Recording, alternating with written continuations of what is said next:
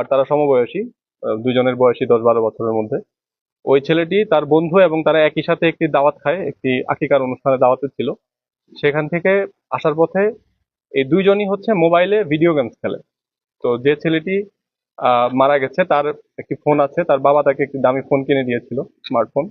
তো ওই ফোনে ভিডিও গেমস খেলা নিয়ে দুই বন্ধুর মধ্যে ঝগড়া, এবং সেটি সূত্র ধরেই একজন আরেকজনকে মাথায় ইটের টুকরা দিয়ে আঘাত করে, এবং ফলে ওই ছেলেটি যে আবির, সে মারা যায়। পরে আমরা রাত্রে আনুমানিক 3টা থেকে 4টা এই সময়ের মধ্যে আসামিকে গ্রেপ্তার করি। মোবাইলটাও তার কাছ থেকে পাওয়া গেছে এবং উনিও স্বীকার করেছেন। তার সাথে কি আর কেউ ছিল? না, এখন পর্যন্ত আমাদের যে তদন্ত, সেখানে আমরা এখন পর্যন্ত অন্য কারো পাচ্ছি না। বাট আসলে তদন্ত এখনো চলমান আছে, যেহেতু মাত্র 12 ঘন্টা 16 ঘন্টা পার হয়েছে। আমরা এখনো আমাদের তদন্ত চলমান রেখেছি, যদি কেউ থাকে অবশ্যই পাওয়া যাবে। তবে আমাদের এখন পর্যন্ত প্রাথমিক যে তদন্তে যেটা আমরা পাচ্ছি, যে অন্য কেউ ছিল না, ও একাই ছিল। ওই স্থানীয়দের দাবি যে এর সাথে বড় কেউ জড়িত আছে। আচ্ছা, এটা আসলে একটা যখন ছোট বাচ্চা, যেহেতু এরকম একটা দুর্ঘটনা হয়েছে, মানুষের দাবি থাকাটা খুবই স্বাভাবিক এবং সন্দেহ থাকাটাও স্বাভাবিক। আমরা আসলে এখন পর্যন্ত যা পাচ্ছি সেটা আপনাদেরকে জানালাম, বাট তদন্ত এখনো চলমান আছে। যদি কেউ থাকে অবশ্যই বের করা হবে। তবে আমাদের এখন পর্যন্ত মানে প্রাথমিক যে আমরা তদন্ত যা পাচ্ছি, অন্য কেউ ছিল না। এটা দুইটা বন্ধুর মধ্যে এই ভিডিও গেমস খেলা, ওরা ফ্রি ফায়ার খেলে, মোবাইলে ফ্রি ফায়ার খেলতো দুইজনই। এই ফ্রি ফায়ার খেলা নিয়ে দুইজনের মধ্যে দ্বন্দ্ব, মারামারি, এবং আসলে অন স্পটে হঠাৎ করেই ঘটনাটি ঘটেছে। এটি কোনো পূর্ব পরিকল্পিত ঘটনা বলে আমাদের কাছে এখন পর্যন্ত মনে হয়নি। সাইকেলটা আমরা দেখেছি যে বাস এবং সাইকেলের দূরত্বটা কিন্তু অনেক। আসলে সেটা কি টেনে নিয়ে গেছিল না? না, না, না। যে ছেলেটাকে আমরা অ্যারেস্ট করেছি, ওর বক্তব্য অনুযায়ী যেখানে বডিটা ছিল ঘটনা ওখানেই, সাইকেলটা দূরেই ছিল, সাইকেলটা ওটা দূরেই রেখেছিল।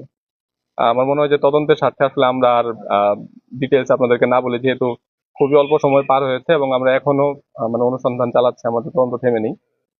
আমার মনে হয় আর ডিটেলসে না যাওয়াটা বেটার। আরেকটা বিষয় স্যার আপনাকে যে স্পটে স্পটে কিন্তু আপনাদের কিছু বিভিন্ন নতুন অসামাজিক কার্যকলাপ বন্ধ এই একটা মানে অপরাধ করা একটা অভয়ারণ্য তৈরির মতো একটা জায়গা। আচ্ছা, আসলে সেটা নিয়ে আসলে আপনার এখন বিষয়টা হচ্ছে কি, আমরা তো ধরেন যে পুলিশিং এর আমাদের যে কার্যক্রম, এটা তো আসলে একটা চলমান প্রক্রিয়া। তো এরকম আমরা কিন্তু নিয়মিত ভাবেই বিভিন্ন জায়গায় অভিযান চালাই, ওই জায়গাও তার বাইরে না। বিভিন্ন জায়গায় অভিযান করা হয়, এবং যারা যারা অসামাজিক কিংবা কোনো অপকর্মে জড়িত, আমরা কিন্তু তাদেরকে নিয়মিত ভাবেই অ্যারেস্ট করতেছি এবং কোর্টে পাঠাচ্ছি। তো এরকম ঘটনা, আহ গতকালকে যে ঘটনা ঘটেছে, এটি অত্যন্ত দুঃখজনক। কালকে বৃষ্টি ছিল, এবং বৃষ্টির মধ্যে ওই সময়টাতেই ঘটনাটা ঘটে। বাট আপনারা যে বিষয়গুলো বললেন, আমরা এগুলো নিয়মিত নজরদারি রাখি। ঘটনা ঘটে এবং আমরাও বিভিন্ন সময় তাদের বিরুদ্ধে ব্যবস্থা নিই, এবং ব্যবস্থা নিয়ে আইনের মাধ্যমে যা যা করা যায় আমরা করি। ওই জায়গাটা অরক্ষিত বিভিন্ন ধরনের অপরাধ সংগঠিত হয় সেক্ষেত্রে যার জায়গা এখানে পাহারা বা এই যে পাথর গুলো আছে সেগুলা আচ্ছা, এটা আমরা আসলে ইতিমধ্যে ওনার সাথে যোগাযোগ করেছিলাম, ওনাকেও আমরা বলেছি, উনি বলেছেন যে দ্রুত এটা সুরক্ষিত করবেন। Thank you.